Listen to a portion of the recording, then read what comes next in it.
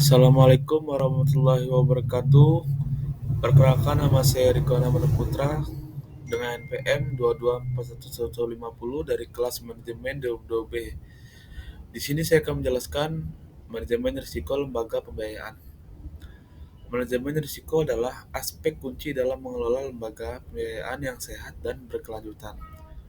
Memahami dan mengelola berbagai jenis risiko dapat membantu lembaga menghindari kerugian, mempertahankan stabilitas keuangan, dan mendukung pertumbuhan yang sehat.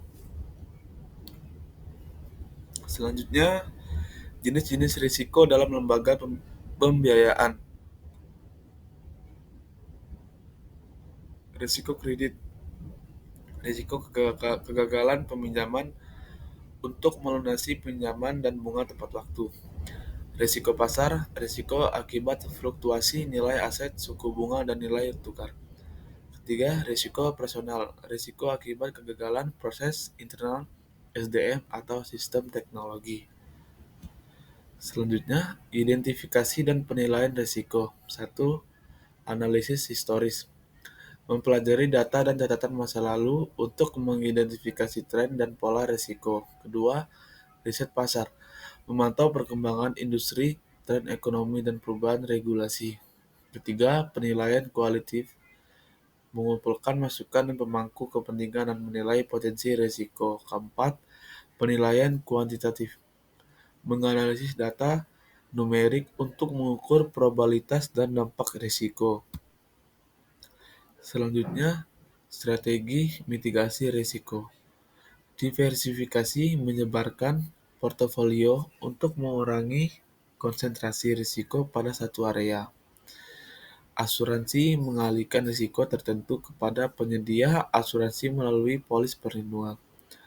Lindung nilai menggunakan instrumen keuangan untuk melindungi aset dari fluktuasi pasar. Keempat, kontrol internal menerapkan prosedur dan pengendalian untuk meminimalkan risiko operasional. Selanjutnya, penerapan manajemen risiko. Yang pertama, kebijakan. Menetapkan panduan prosedur dan batas toleransi risiko yang jelas. Kedua, struktur organisasi.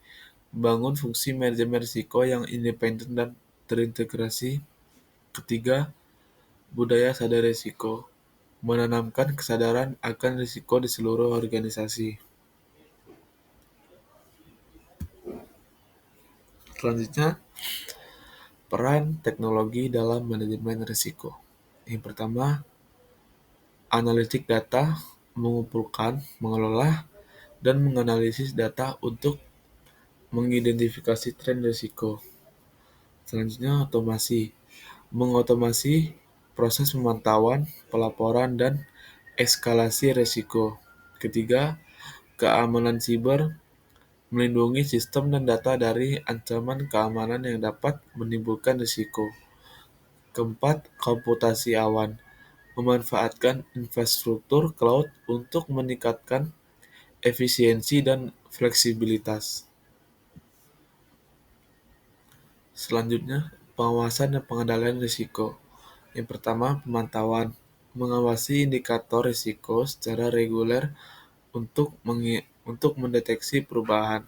Kedua, pelaporan, menyampaikan informasi risiko kepada manajemen dan pemangku kepentingan. Ketiga, eskalasi, menangani risiko yang melebihi batas toleransi melalui tindakan mitigasi. Selanjutnya, yaitu kesimpulan yang terakhir dan rekomendasi. Kesimpulan, manajemen risiko yang efektif adalah kunci untuk menjaga stabilitas dan berkelanjutan lembaga pembiayaan dengan mengidentifikasi penilaian dan memitigasi risiko secara komprehensif. Lembaga dapat melindungi aset, meminimalkan kerugian, dan mendukung pertumbuhan yang sehat. Rekomendasi, lembaga pembiayaan harus terus memperkuat kerangka kerja manajemen risiko, memanfaatkan teknologi terkini, dan membangun budaya sadar risiko di seluruh organisasi. Kolaborasi dengan regulator dan pemangku kepentingan Lainnya juga penting untuk memastikan pengelolaan risiko yang selaras dengan praktik terbaik.